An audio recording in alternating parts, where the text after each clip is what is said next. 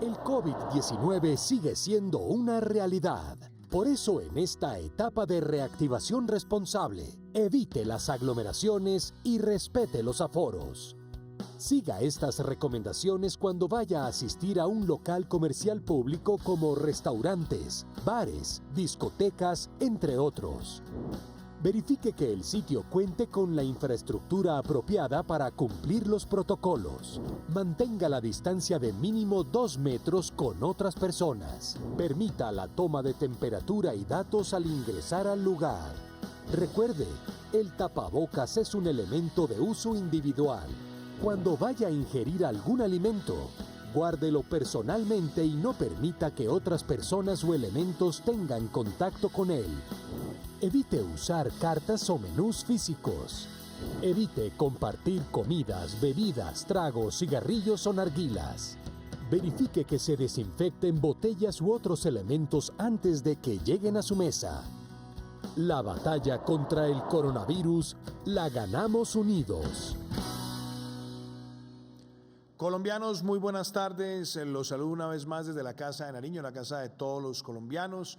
Vamos a darle inicio a nuestro espacio de prevención y acción, dándole gracias a Dios y pidiéndole siempre por nuestro país. También, como lo hacemos todos los días, agradeciéndole a quienes están trabajando intensamente para salvar vidas en medio de la pandemia del COVID-19 y también agradeciendo el gran compromiso de los colombianos de estar cumpliendo con el uso obligatorio del tapabocas en los espacios de convivencia, en los espacios laborales, en los espacios públicos, también los que están siguiendo las prácticas de lavado constante de manos, del distanciamiento físico y de seguir los protocolos de bioseguridad en los entornos de convivencia, en los entornos laborales. Quiero compartirles a ustedes los indicadores que tenemos para el día de hoy relacionado con el COVID-19 y también quiero decirles que hoy vamos a hacer un especial sobre los temas de salud y vamos a abordar unas situaciones que se han venido presentando en los últimos días en el mundo de rebrotes en Europa que nos tienen que servir a todos de alerta. Está con nosotros también la doctora Gina Tambini, la representante de la Organización Mundial de la Salud, de la Organización Panamericana de la Salud en Colombia, el doctor Carlos Álvarez, quien lidera el equipo de expertos de investigación de la OMS en nuestro país para COVID-19. Así que empiezo con los resultados que tenemos del día de hoy. Hoy se realizaron 30.201 pruebas y se han registrado 5.573 casos positivos, menos que ayer en donde se marcó 7.355. Tenemos una positividad del 18.4% el día de hoy. El 73.2% de los casos registrados está concentrado en 5 municipios. Hoy se han registrado 199 fallecimientos y le expresamos a las personas que han perdido sus seres queridos nuestra solidaridad. Queremos indicar que el 53.2% de las personas fallecidas están concentradas en 5 municipios. También destacar algo supremamente importante el día de hoy. Ya Colombia superó los 600.000 recuperados y concretamente registramos hoy 606.925 recuperados para tener una recuperación ya del 84% en nuestro país. Aquí, en la medida que sigamos cumpliendo con las pautas, no aglomeración, distanciamiento, uso del tapabocas, vamos a seguir aumentando el número de recuperados en nuestro territorio.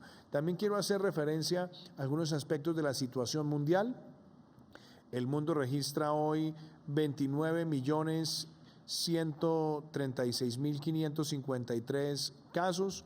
Tenemos casos activos en el mundo 7.262.361. Tenemos 19.678.810 recuperados y el mundo registra 925.820 fallecidos. Todo parece indicar que esta semana, debido a la situación que se ha presentado en algunos países de Asia y de África, muy seguramente esta semana el mundo estará llegando a la triste cifra de 1 millón de personas fallecidas por COVID-19.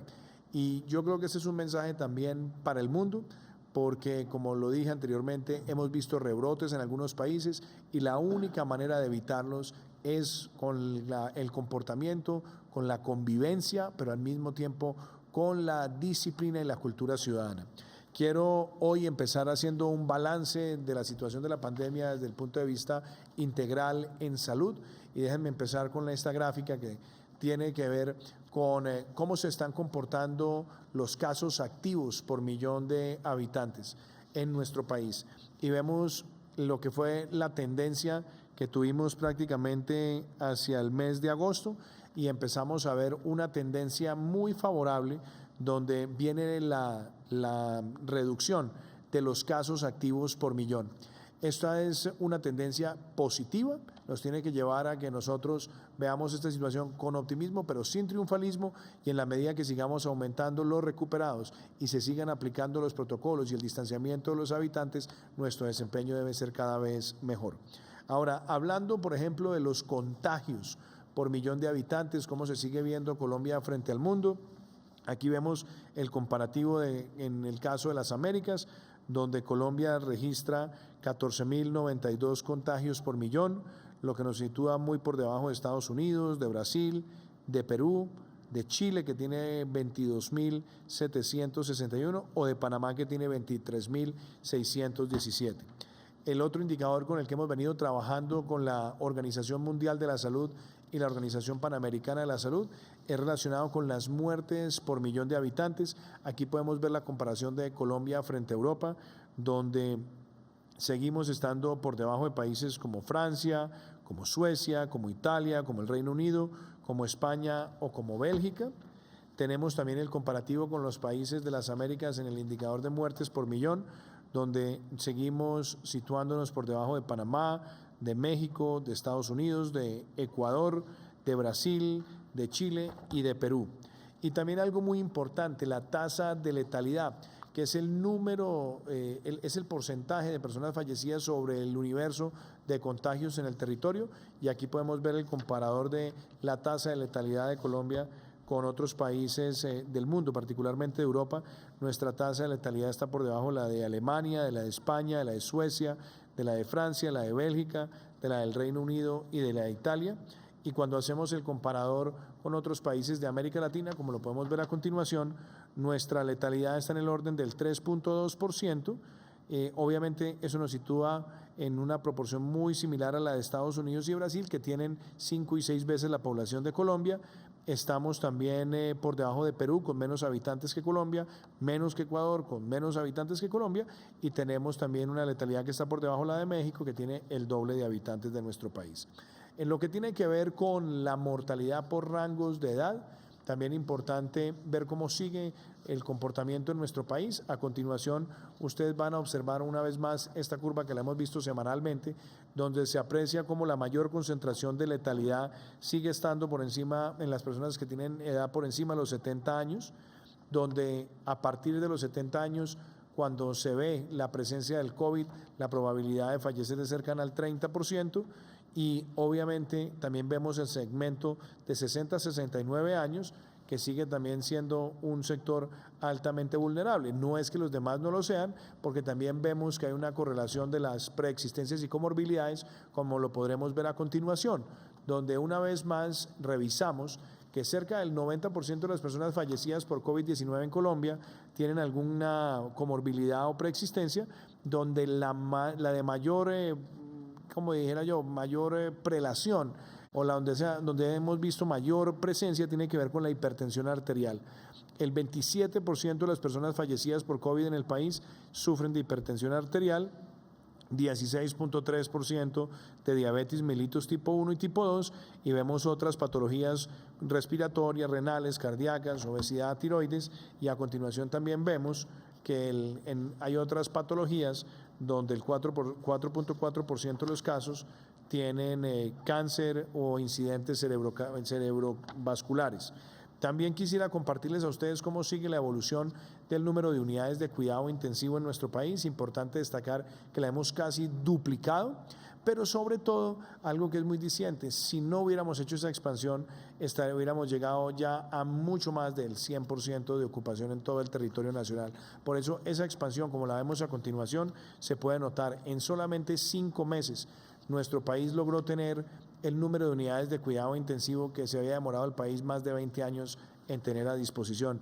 Nos lleva eso a poder apreciar en este cuadro cómo Colombia frente al mundo en unidades de cuidado intensivo por 100.000 habitantes supera al Reino Unido, a Francia, Italia y España.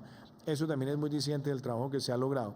Y en el contexto latinoamericano, como lo pueden ver a continuación, nuestro país sigue estando a la vanguardia en esta temporada de pandemia, en esta situación de pandemia, donde prácticamente en 5 meses logramos en el indicador de unidades de cuidado intensivo por 100.000 habitantes superar al Brasil y Argentina, países que tenían esas capacidades de tiempo atrás, y nos lleva a nosotros a más que duplicar a países como Panamá, Chile, México y Perú. También quiero que veamos cómo evolucionan las pruebas en nuestro país. Sabemos que en la medida que hay menos sintomatología, menos personas piden las pruebas, pero se siguen haciendo en un promedio bastante significativo. Nosotros tenemos pruebas PCR y antígeno día en lo que va corrido el mes de septiembre por 31.678, y cuando las vemos en la siguiente gráfica, en el promedio mes, estamos llegando al 14 de septiembre y ya tenemos 411.817 pruebas realizadas en el mes de septiembre, pero lo más diciente es que ya Colombia supera las 3.100.000 pruebas, para ser más concreto, 3.156.000 pruebas PCR y antígenos. Y en los recuperados por mes, también muy importante para ver cómo evoluciona Colombia, aquí podemos darnos cuenta cómo los meses de agosto y septiembre ya prácticamente significan que en estos 2 meses estamos superando los 440.000 recuperados. Con esto vamos a entrar en materia, y yo, antes de entrar a las intervenciones de los expertos en salud que nos acompañan hoy, quiero compartirles a ustedes la experiencia de recuperación de Andrea Enciso, una mujer joven agredida por el COVID-19 que nos cuenta su experiencia y nos deja sus recomendaciones. Veámoslo. Andrea Enciso, publicista, positiva para coronavirus. A Andrea el COVID le afectó física y emocionalmente. Cuando comienzas a darte cuenta que por la misma situación personas queridas o de tu entorno también están siendo contagiadas o fueron contagiadas y comienzan a sentir estos síntomas, pues esto es como la mezcla más fuerte que yo creo que puede sentir un ser humano, que es sentirse mal físicamente y sentirse también mal emocionalmente. Pero con conciencia y positivismo pudo superar el virus. Desde una visión positiva y desde una visión consciente de lo que te está pasando, también hacen que uno pueda resurgir y sobreponerse a la situación. Hoy nos comparte su enseñanza. Responsabilidad y conciencia es comprender que si yo no sé si lo tengo o no lo tengo, igual puedo estar en contacto con personas que no lo van a vivir tan fácil o tan suave como yo. Entonces comprender que tenemos que ser responsables ya no solamente con nosotros, sino con las personas que nos rodean, porque así como puedo contagiar a alguien que no lo siente y que sea sintomático, puedo contagiar a alguien que no logre su cuerpo sobrepasarlo y se tenga que ir. Con disciplina y autocuidado, también somos responsables con la vida. Testimonio importante de Andrea Enciso, y también hoy vamos a hablar de cómo el PAEF, el Programa de Apoyo al Empleo Formal, sigue llegando a la micro, pequeña, mediana y gran empresa. Y hay un caso, el caso de Carfacol, una empresa dedicada a empaques que existe desde 1976, y gracias al PAEF ha podido proteger el empleo a cerca de 145 empleados. Este testimonio es el de una empresa que ha crecido y se ha expandido a lo largo de los años, ha enfrentado momentos difíciles, pero gracias al programa de apoyo al empleo formal, donde subsidiamos desde el Estado el 40% del salario mínimo legal mensual, estamos al mismo tiempo protegiendo el tejido empresarial y protegiendo el mercado laboral. Conozcamos el caso de Carfacol. Bienvenidos a nuestra empresa, una empresa 100% colombiana, dedicada al empaque primario para la industria farmacéutica, cosmética y de alimentos. CFC Carfacol inició la pandemia con 138 personas. Para poder sortear las circunstancias que tuvimos alrededor de la pandemia, tuvimos que subir nuestro personal a 175 personas directas y 60 personas indirectas para poder sortear nuestro crecimiento hasta el final de la pandemia. Del programa PAEF nos entregamos a través de los medios de comunicación y después profundizamos con los bancos, donde tuvimos acceso a un mes al servicio del PAEF. PAEF se beneficiaron 145 de nuestros empleados en el mes en que lo utilizamos. Es importante seguir y continuar nuestros programas de cuidado y control de todo el personal para poder cumplir con los objetivos que nos hemos delineado hasta el final de este año, cumpliendo con nuestro presupuesto como lo habíamos hecho originalmente.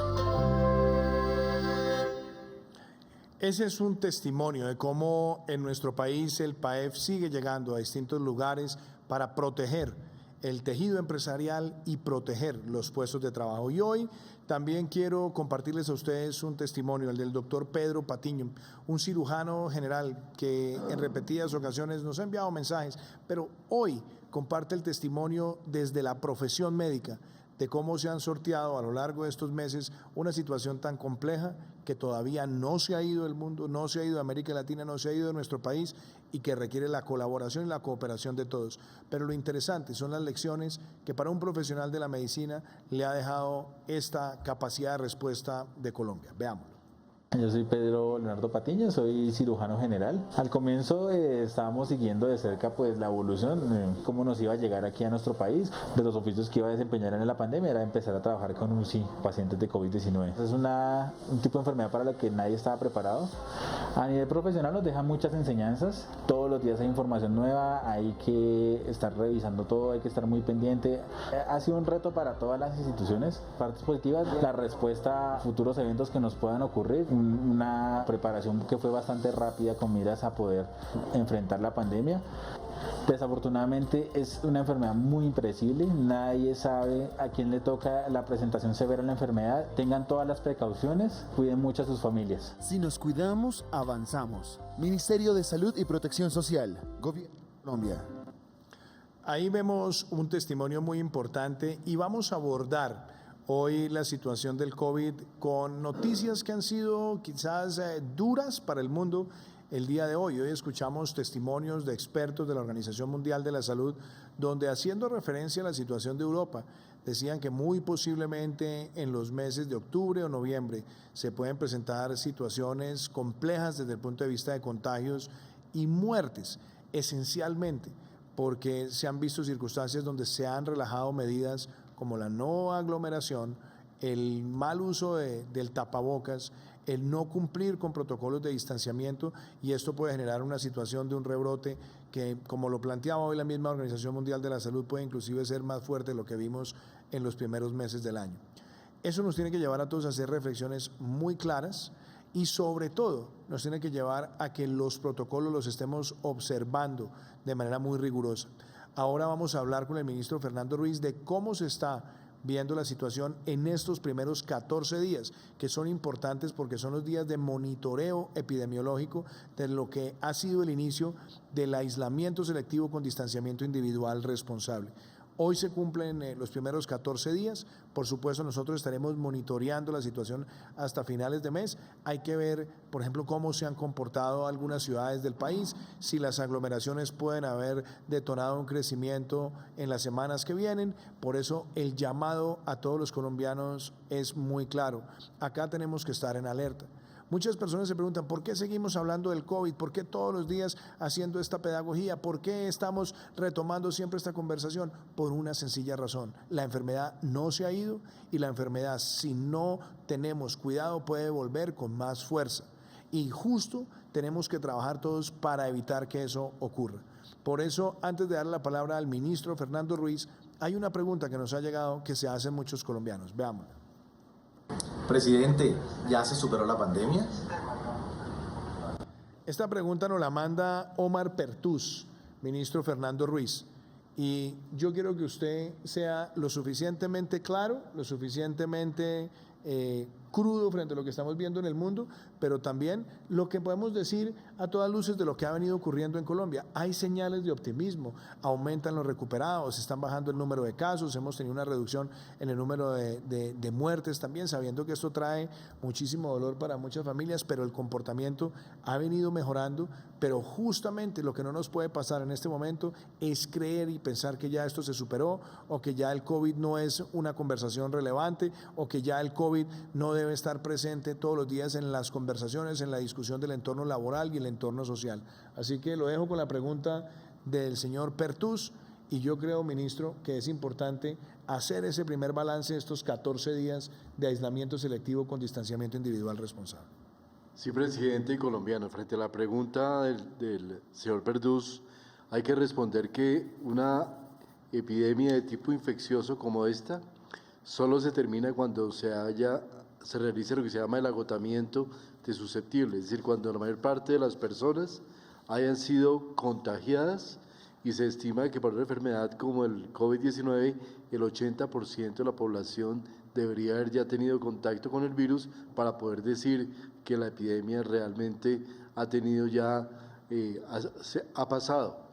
Lo que no tenemos hasta ahora una cifra exacta de la afectación, la estimamos entre el 20 y el 40%, todavía muy lejos de ese 80%, lo cual nos indica que la epidemia ha venido manteniéndose y que aun cuando estemos bajando en los brotes que tenemos, evidentemente podemos tener rebrotes en cualquier momento y eso nos indica que no debemos bajar la guardia y que en este momento precisamente es donde debemos estar más atentos para guardar las medidas necesarias y mantenerlas a lo largo del tiempo. En la situación de los 14 días, presidente, quisiera presentar primero una gráfica de lo que es Colombia al día de hoy y muestra cómo hay una tendencia efectivamente hacia la baja en el número de casos con una letalidad del 3.2% y una disponibilidad de 41% de camas de cuidado intensivo. Se nos ha venido reduciendo la demanda de cuidado intensivo, ha venido bajando el índice de transmisión en RT, hoy estamos en 1.07, hace un par de semanas estábamos en 1.11, lo cual nos indica que se ha venido bajando la velocidad de transmisión y tenemos ya con ese 41% de camas disponibles y las 10.443 camas que tenemos en el país ya de cuidado intensivo, pues tenemos un margen, digamos, de tranquilidad para abordar la epidemia, pero obviamente todavía estamos en situación de riesgo. De esos 716.000 casos que tenemos en Colombia, casi el 50% lo aportan 3 ciudades, Bogotá, Medellín y Cali. Por eso, en este momento en que estas ciudades están tendiendo a la baja, estamos bajando la afectación general del país. En Bogotá tenemos un RT de 1.7, una tasa de multiplicación de 1.07, muy cercana ya a 1, una letalidad del 2.57% y 34% de camas de disponibilidad. Presidente, en Bogotá empezamos en febrero con 1.492 camas. En este momento tenemos 2.225 camas. Nosotros aportamos 772 camas desde el Gobierno Nacional, lo cual indica cómo ha podido crecerse de manera importante, manteniendo una tasa de ocupación que ya afortunadamente ha venido reduciendo. En Medellín tenemos un RT de 1.16, un poco más alto que en Bogotá, con una letalidad también baja de 2.04 y una disponibilidad de camas de UCI del 25%. También los aportes del Gobierno Nacional en camas en Medellín han sido sustanciales para los 50.000 casos que se han presentado en Medellín. En Cali llevamos 42.000 casos con una letalidad un poco mayor del 3.5, un RT de 1.07, igual al de Bogotá, y una disponibilidad de camas de cuidado intensivo del 23%, con una tendencia en Cali hacia la estabilización, con una ligera tendencia a la baja, lo cual nos muestra cómo Cali ha tenido una afectación relativamente larga en el tiempo, que ha venido agotando susceptibles de manera parsimoniosa, pero evidentemente tenemos una situación en la cual estas 3 ciudades ya se encuentran en tendencia a la baja. Eso no quiere decir que se hayan agotado completamente los susceptibles en Cali, ni en Medellín, ni en Bogotá, y que por tanto las situaciones de pérdida de las medidas de lavado de manos, uso de tapabocas y distanciamiento físico hace que podamos tener la inminencia de situaciones de brote para que nos pueden aumentar los números, señor presidente. Y tenemos ciudades que vienen creciendo, pero evidentemente estas 3 ciudades representan la mayor masa de contagio a nivel del país. Gracias, ministro. Y yo quisiera también de pronto que hagamos una reflexión frente a los riesgos de rebrote, porque hoy lo decía la Organización Mundial de la Salud de una manera muy clara y creo que cruda, pero necesaria. Y decía, al final del día, no podemos hacer cuentas alegres sobre vacunas. Esto es un proceso que va a ser largo. Pero decían algo que es muy importante, el éxito del mundo va a ser en cómo va a convivir con este virus. Y yo creo que hay medidas que son muy importantes. Primero, ¿cuál es nuestro comportamiento en el espacio público? Que no haya aglomeraciones significa salvar vidas. Pero adicionalmente, el uso correcto del tapabocas es fundamental. Y cosas que son elementales. Si uno se puede ahorrar una visita innecesaria en el hogar, ahórresela. Si uno puede evitar estar en espacios que sean cerrados y de mucho riesgo, también evítelo. Y por eso cumplir con los protocolos de bioseguridad que hemos visto en el comercio y en muchas actividades es fundamental. Esos temas también quiero que los abordemos, pero antes de entrar a ellos, yo quiero que veamos una vez más este mensaje que también ha sido construido de la mano con los expertos epidemiólogos, infectólogos y con el equipo de la Organización Mundial de la Salud sobre el uso correcto del tapabocas y lo que esto significa para salvar vidas. Veámoslo. En esta fase de aislamiento selectivo, portar el tapabocas es la mejor manera de decirle a nuestros seres queridos, te cuido y te quiero. Recuerde los principales lineamientos para usarlo correctamente. Asegúrese de siempre ponerlo con las manos limpias y lavadas. No tocar la parte interna y central del tapabocas. Este debe cubrir la nariz y la boca. Una vez puesto, no se deben dejar espacios de aire entre la cara y el tapabocas. Inmediatamente después de retirarse el tapabocas, lávese muy bien las manos con agua y jabón. Recuerde, el tapabocas es una prenda de uso personal que no debe ser compartido y debe ser utilizado con rigurosidad en lugares con alta afluencia de personas, como supermercados, bancos o en el transporte público. Deben portarlo todos los ciudadanos, en especial aquellas personas que presentan sintomatologías respiratorias, adultos mayores y personas que hagan parte de los grupos de riesgo. Recuerde además que el tapabocas de referencia N95 es exclusivo para el personal de salud. Siguiendo estas indicaciones, evitamos los errores que anulan la efectividad de estas prendas que ya son parte de nuestra cotidianidad. Con cultura ciudadana y responsabilidad individual, le ganamos al coronavirus. Mensaje muy importante de pedagogía, mensaje que tenemos que seguir todos los días. Pero adicionalmente hay preguntas que nos han ido llegando también sobre protocolos en distintos sectores.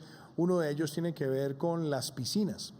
Se han empezado a abrir en muchos espacios, obviamente también tienen elementos de distanciamiento y algunas prácticas también que son necesarias, pero el mensaje, y sobre todo cuando se trata de los niños, hay que tener mucho cuidado y también los adultos tienen que ser quienes más infundan estas buenas prácticas. Antes de escuchar a la Organización Mundial de la Salud, también quiero compartirles a ustedes en qué consiste la resolución 1547 del Ministerio de Salud sobre los protocolos en piscinas. Con la reapertura económica y la reactivación progresiva de diferentes actividades, el Ministerio de Salud y Protección Social expidió el protocolo para el manejo y control del COVID-19 para el uso de piscinas en establecimientos e inmuebles. Su funcionamiento se rige bajo 11 parámetros generales que deben acatar los administradores de las piscinas, entre los que se cuentan: establecer un protocolo con las diferentes medidas de bioseguridad, adecuar las instalaciones del lugar de acuerdo a los lineamientos señalados por el Ministerio de Salud, cumplir con el aforo establecido que varía según la capacidad de la piscina, limpiar y desinfectar constantemente las piscinas y sus zonas anexas o complementarias, manejar correctamente los residuos sólidos para minimizar riesgos de contagio y garantizar elementos de protección personal para el desarrollo de las actividades de todos los trabajadores. Las secretarías de salud de los entes territoriales serán las encargadas de velar por el cumplimiento de las normas establecidas. A su vez, se disponen otras reglas para empleados y usuarios de las piscinas, como son: uso obligatorio y permanente del tapabocas, excepto al ingresar al agua. Prohibición del consumo de bebidas alcohólicas en la piscina o en áreas anexas o complementarias. Distanciamiento físico de 2 metros entre núcleos familiares.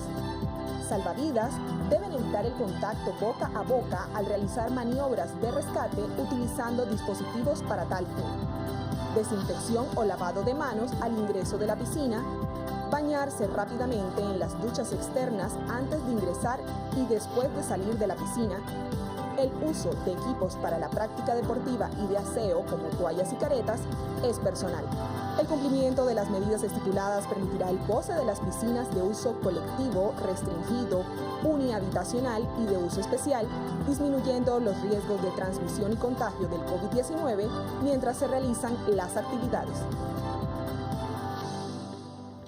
Este era un importante video donde podemos ver esos protocolos que están contenidos en la resolución 1547 emitida por el Ministerio de Salud. Doctora Gina Tambini, usted nos ha acompañado ya en repetidas ocasiones, usted es la representante de la Organización Mundial de la Salud, la Organización Panamericana de la Salud en Colombia, y déjeme, yo voy a empezar con una pregunta que tiene que ver con lo que hoy se dijo. Hoy el equipo de expertos de la OMS puso en alerta una vez más al mundo. Habíamos visto una disminución de muchos casos en Europa, hemos visto una reducción también del número de muertes, pero hoy el testimonio fue un testimonio crudo, y es que se puede llegar a presentar en Europa una situación en los próximos meses donde se vean o más contagios o inclusive más muertes de las que se vieron a comienzo del año por no cumplir, o más por no cumplir, por relajar ciertas pautas de comportamiento. Y decía hoy uno de los expertos, el tema más complicado, las aglomeraciones con el relajamiento de los usos del tapabocas, el distanciamiento, etcétera.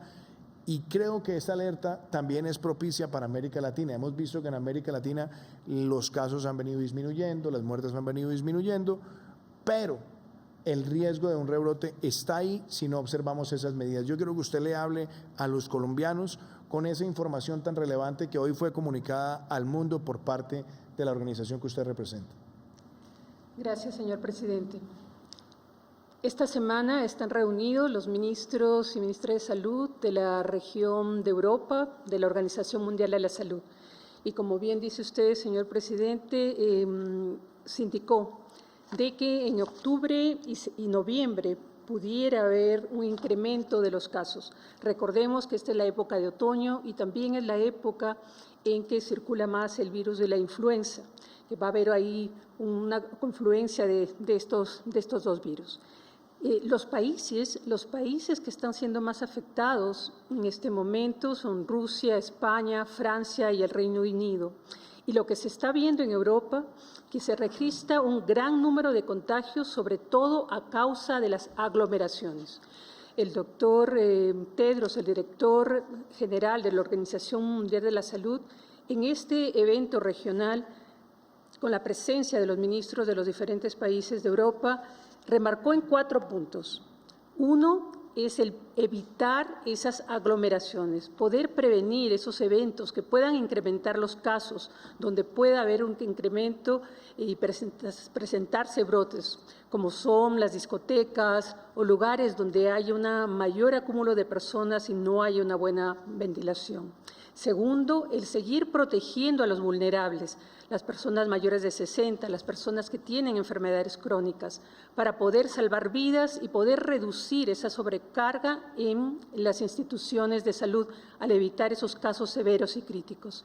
Y tercero, continuar con la pedagogía, continuar educando y empoderando a las comunidades para que puedan protegerse, para que cada uno de nosotros nos sigamos protegiendo y a la vez estamos protegiendo a los demás con esas medidas de protección personal, como son el distanciamiento de los 2 metros, el lavado de manos, el etiquetado respiratorio y el buen uso del tapabocas. Y cuarto, seguir reforzando las medidas básicas en salud pública, que acá en Colombia la conocemos como el PRAS, la identificación del caso, su aislamiento, el tomarle la prueba, el cuidado a este caso y dar el nombre de los contactos para que pueda haber un seguimiento y una cuarentena de estos casos para cortar las cadenas de transmisión.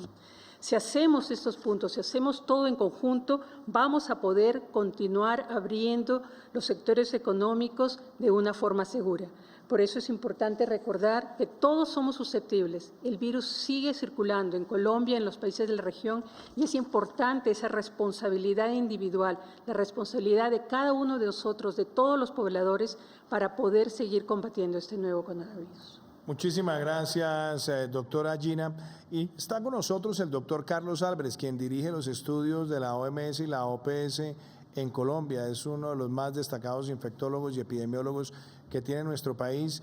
Y doctor Carlos, antes de darle la palabra, le quiero poner dos preguntas para que usted las vea, que nos han enviado ciudadanos y que tienen que ver con esta nueva etapa, pero sobre todo los riesgos que hoy han sido enunciados ante el mundo por el doctor Kluge de la Organización Mundial de la Salud. Veamos estas dos preguntas. Buenas tardes, señor presidente. Soy Alexandra Gordillo. Quisiera preguntarle, ya que la curva de contagios y muertes va en descenso, ¿es posible un rebrote en toda la población? Buenas tardes, señor presidente.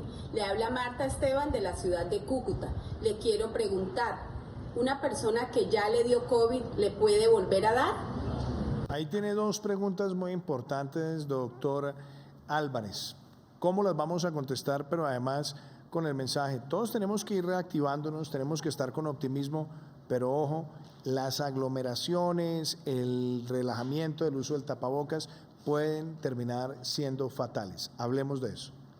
Sí, buenas tardes, presidente, ministro, doctora Gina, colombianos.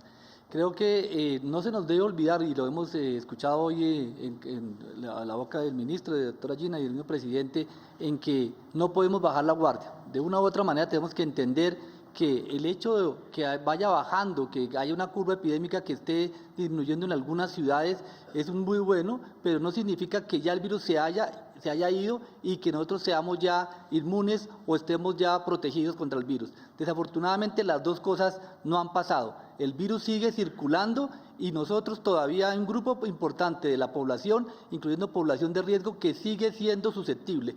Y por lo tanto, mientras esas dos cosas se den, circulación del virus y personas susceptibles, y se encuentran, puede haber la posibilidad de que haya infección y que haya un aumento nuevamente de casos, y que a pesar de tener un crecimiento, como lo mostraba el señor ministro, de las camas de cuidado intensivo, no debemos olvidar que, infortunadamente, un grupo de personas que llegan a cuidado intensivo, por más que tengan la unidad de cuidado intensivo, el intensivista y todo el soporte, desafortunadamente pueden fallecer. Entonces yo creo que hay un llamado a que el cambio de movilidad no significa que la pandemia se haya ido, no significa que no tengamos ya un riesgo aún en nuestro país. Hemos pasado un primer, digamos, embate del virus, pero incluso en algunas ciudades hasta ahora está todavía la curva del virus está en su punto más alto, y por eso tenemos que seguir.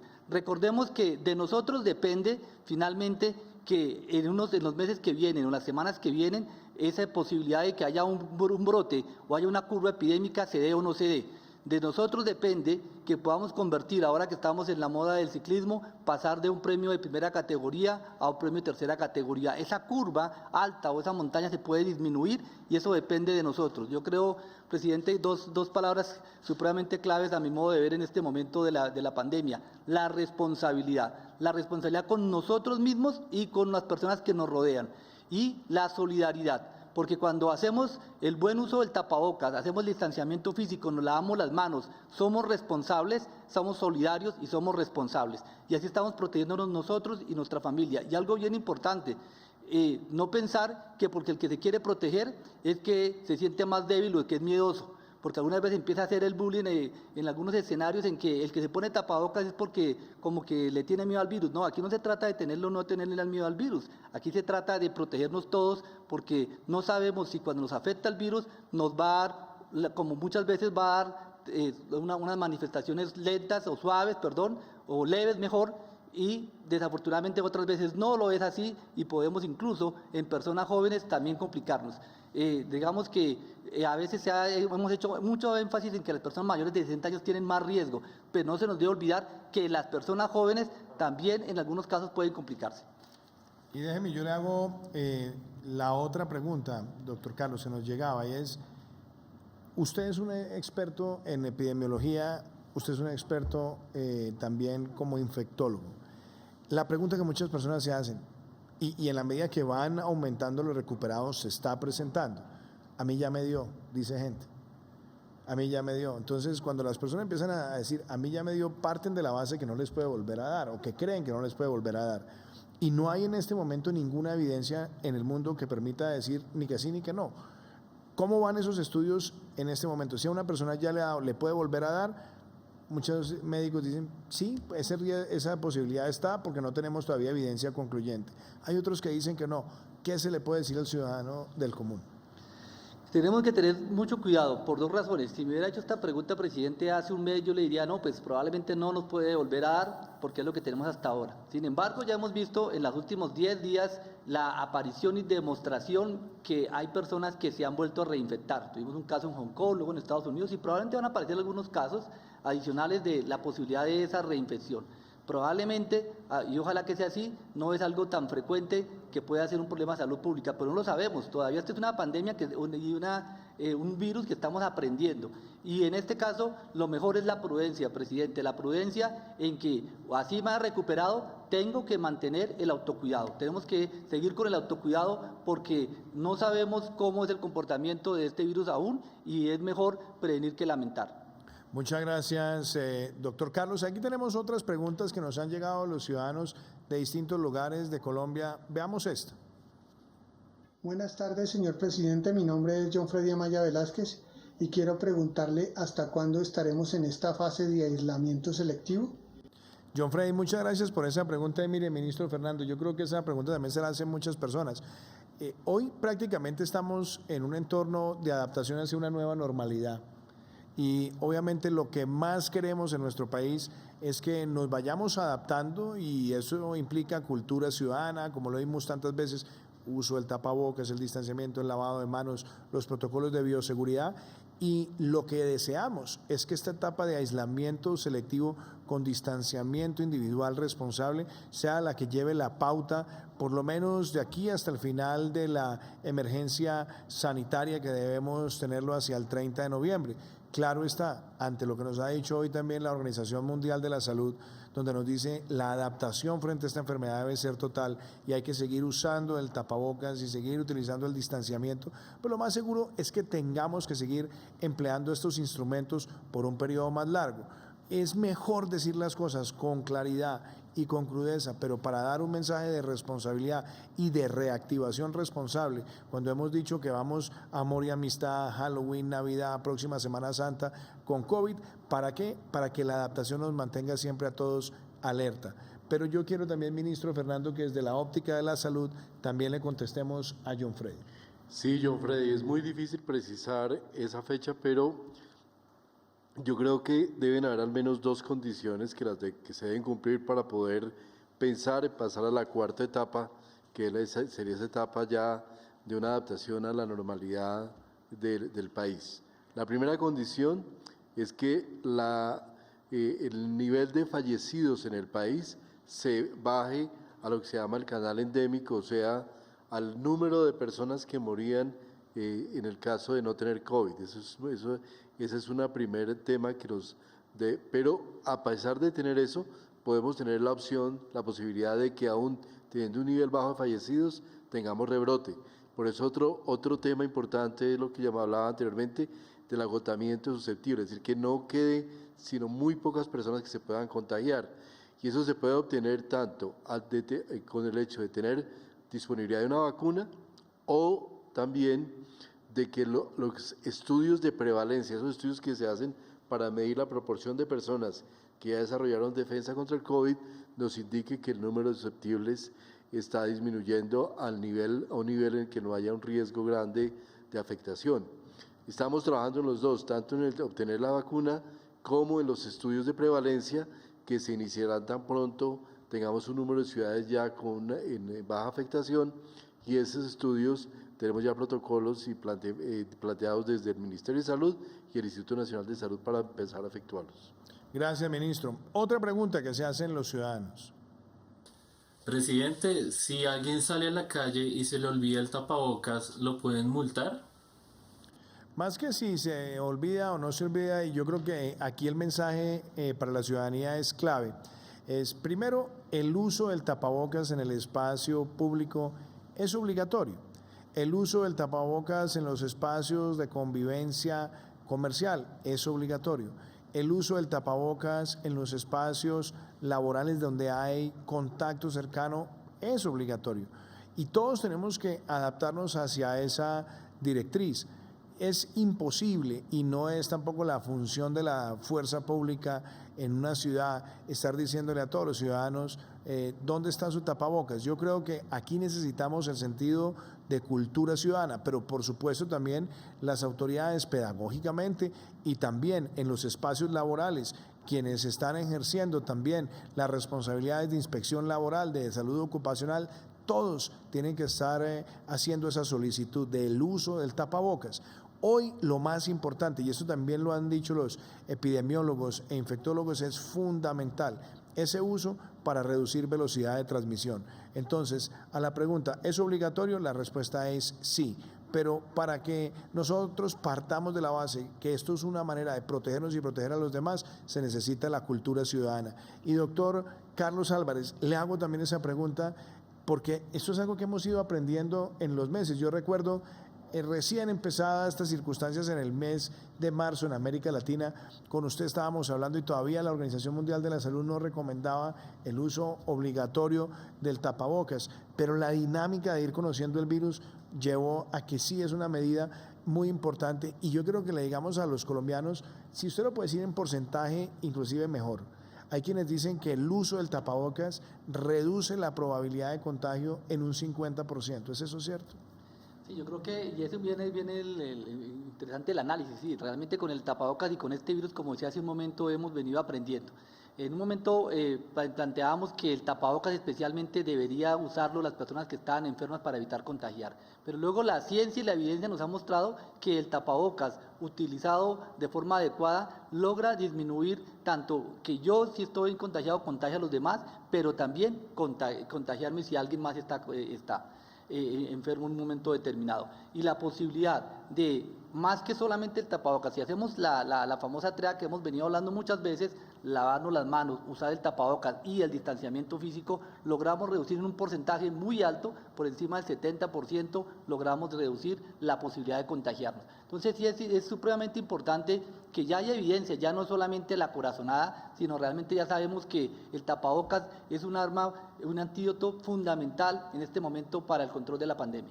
Y doctor Carlos, la pregunta también que se hace muchas personas, me la han hecho también en las calles, ¿cada cuánto hay que cambiar el tapabocas? La recomendación es, ¿cada cuánto debería una persona estar cambiándolo?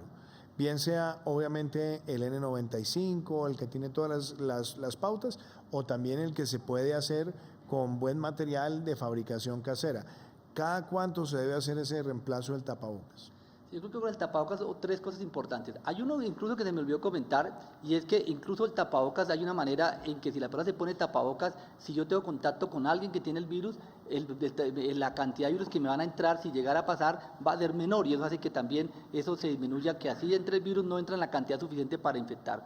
Pero volviendo a la pregunta que me hace, presidente, pues va a depender de dos cosas, depende del mismo material, del tipo de tapabocas que se esté utilizando, y en principio lo más importante es, como veíamos en el video, es cómo manipular el tapabocas. Si yo me manipulo el tapabocas mal, me lo quito las manos, lo toco y puedo hacer perder ese efecto importante del tapabocas, y por lo tanto lo clave es, si yo tengo el tapabocas, cuando ya esté húmedo, visiblemente sucio, hay que cambiar el tapabocas, lavarlo con agua y jabón adecuadamente, dejarlo secar adecuadamente para volverlo a colocar. La humedad en el tapabocas no es buena, entonces si el tapabocas está húmedo hay que cambiarlo, y dependiendo del material y de la actividad que esté haciendo, pues la duración de ese tapabocas que me esté colocando también puede variar, pero en principio lo clave es mantener el tapabocas bien colocado, bien manipulado, y cuando esté visiblemente sucio o húmedo, cambie el tapabocas. Gracias, doctor Carlos. Y hay otra pregunta que nos envía la ciudadanía que yo quiero que usted nos ayude a abordarla, ministro Fernando, desde la óptica colombiana y también pensando en la prevención. Veámosla. Buenas tardes, señor presidente. Mi nombre es Claudia Salamanca y mi pregunta es, ¿qué debo hacer para participar en las pruebas para la vacuna en Colombia? Muchas gracias, señor presidente. Ministro Fernando. Sí, presidente, esta pregunta es muy importante, nos la han hecho en varias oportunidades. La respuesta es que estos protocolos para selección de pacientes se manejan de manera cerrada por parte de las empresas farmacéuticas que tienen sus propios protocolos para seleccionar a las personas que hagan parte de los procesos de vacunación. Y indudablemente implica una selección de personas con unos criterios específicos que solo se dan dentro de estos grupos cerrados, de manera que yo no puedo enviar a alguien a hacer el proceso, sino simplemente la posibilidad de ser reclutado directamente desde los propios generadores de dichos procesos de vacunación. Entonces, digamos que hay unos criterios muy específicos para lo que serían estos protocolos. Pero inclusive, ministro, yo le hago también esta pregunta porque es recurrente. Las personas dicen, bueno, ¿cuál es el candidato ideal, por ejemplo, para ser seleccionado en un proceso de vacunas ahora cuando se habla de los candidatos, por ejemplo, para el trabajo que venimos adelantando con Johnson & Johnson? ¿Qué le contesta uno al ciudadano? ¿Cuál es ese paciente que quisieran tener para ese ejercicio? ¿Cómo se hacen esos estudios? Se seleccionan usualmente dos grupos de personas. Un grupo de personas que son los que llevamos los casos y los otros que llamamos como los controles, pero son, digamos, lo que se llaman ensayos clínicos. Dentro de esos, la persona realmente es vacunada, pero no sabe si tiene la vacuna o no tiene la vacuna. Entonces, con base en eso, no es que a mí me aplique la vacuna y prueben, sino simplemente que entro en un grupo y ni yo, y seguramente el investigador tampoco, sabe cuál es la vacuna que se me puso, si se me puso mi vacuna o no se me puso la vacuna. Solo al final, cuando se termine el estudio, se hagan análisis, se va a ver cuál fue el efecto generado, por eso se llaman estudios que se llaman ciego, doble ciego, en el cual no se conoce específicamente, de manera que no hay ni siquiera una garantía de que si yo entro al estudio voy a ser inmediatamente vacunado. Estos son parte de los protocolos que hace la comunidad científica para estudios internacionales y comúnmente aplicados para la investigación sobre vacunas. Muchas gracias, ministro. Tenemos otra pregunta que nos ha llegado de la ciudadanía. Presidente, siento que la gente ahora anda como más relajada. ¿Eso quiere decir que ya pasamos por lo peor de la pandemia? Sin lugar a dudas, nadie se puede relajar. Yo creo que el mensaje de tener la guardia en alto es muy importante. Pero, doctora Gina, yo también creo que desde el enfoque de ustedes de la Organización Mundial de la Salud, lo peor de la pandemia ya ha pasado. Yo creo que todos consideramos en que hemos pasado por quizás unos momentos muy duros de lo que podría ser por lo menos una primer brote mundial. ¿Cómo evitarlo? Es lo que tiene que ver con la prevención. Pero usted, como vocera de la Organización Mundial de la Salud, ¿qué contestaría ahí? Lo que tenemos que tener en cuenta es que la mayoría de la población somos susceptibles. Todavía no tenemos una vacuna, no tenemos un esquema de tratamiento con base a evidencia para esta nueva enfermedad y tampoco no sabemos esa inmunidad cuando nos da la enfermedad, cuánto dura y cuál es la cantidad de protección que podemos tener. Entonces no podemos bajar la guardia, tenemos que estar todos alerta, tenemos que continuar con las medidas de protección personal y sobre todo el distanciamiento físico y estar muy atentos a nuestras autoridades, a las autoridades sanitarias, Ministerio de Salud, la autoridad sanitaria a nivel de territorio donde viven. Todos tenemos que seguir protegiéndonos para poder contribuir en esta lucha contra este nuevo coronavirus. Gracias, doctora Gina. Y muchos colombianos también se preguntan sobre los temas de salud mental. Hemos hecho especiales en prevención y acción para hablar sobre esto. Claramente escuchábamos también a algunos de los expertos en psiquiatría en estas épocas, también en psicólogos con los que hemos hablado. Primero, que se pueden presentar fácilmente fenómenos de irritabilidad, de rabia, también de depresión, de ansiedad. Y por supuesto, tener la ayuda de expertos es muy importante. Nosotros desde el comienzo de la pandemia habilitamos la línea 192 y yo quiero que los colombianos también puedan seguir conociendo esta herramienta y quiero que para muchos el tener la voz de un profesional y poder manejar procesos complicados de sentimientos de los ciudadanos es fundamental. Creo que este servicio de la línea 192 para los ciudadanos es una gran herramienta y quiero que la conozcan. El Ministerio de Salud y Protección Social, con el apoyo de la cooperación canadiense, implementó la línea de apoyo y orientación en salud mental durante la emergencia sanitaria por el brote de COVID-19 a través de la opción 4 de la línea 192. Desde la teleorientación se realizan acciones como información, orientación psicológica, acompañamiento, remisión a recursos del sector salud y referenciación a recursos de otros sectores. La opción 4 de la línea 192 entró en funcionamiento el 13 de abril de 2020. Se han realizado 11.457 intervenciones con usuarios de todas las regiones del país, principalmente mujeres con un 55,8%, entre los 20 y 40 años de edad, equivalente al 33%. El 19,25% de las consultas han sido por síntomas de ansiedad, 12,94% reacciones al estrés, 12,84% por otros. Además, 10,92% por síntomas de depresión, 9,36% exacerbación de trastorno mental previo, 3,41% problemas en las relaciones interpersonales y 3,25% conducta suicida. También se ha brindado apoyo emocional a los funcionarios de la Secretaría de Salud de Amazonas, a los funcionarios del ICBF de ese mismo territorio y al talento humano en salud de las IPS de Chocó. Es importante resaltar que las intervenciones a través de la opción 4 de la línea 192 han ido aumentando de manera sostenida en la medida que avanzan las fases de la pandemia, destacándose el mes de julio con el 43% del total de las intervenciones. Esta línea está disponible para los ciudadanos. Ya estamos llegando al final el día de hoy de prevención y acción. Mañana vamos a estar haciendo un especial que tiene que ver sobre reactivación con responsabilidad y mañana estaremos haciendo anuncios muy importantes en los programas y las líneas de crédito que se tienen para la protección de nómina, para capital de trabajo. Estaremos haciendo referencia de los programas especiales para las MIPYMES, así que a las 6 de la tarde los esperamos y quiero dejarlos con un mensaje de autocuidado en el transporte intermunicipal. Se está reactivando, lo necesitamos en Colombia y muy importante que todos entendamos cuáles son las pautas que debemos seguir cuando somos usuarios de este servicio. Los dejo con este mensaje y mañana estaremos con ustedes a las 6 de la tarde en Prevención y Acción. Recorramos Colombia con seguridad. Si viaja por carretera, hágalo con seguridad y cumpliendo los protocolos. Las empresas de servicio público están obligadas a hacer limpieza frecuente y desinfección dentro de los vehículos y zonas comunes. Respete el distanciamiento de 2 metros en buses, estaciones y terminales. Exija dispensadores de limpieza en puertas de ingreso y salida de pasajeros. El uso de tapabocas es obligatorio en todo momento.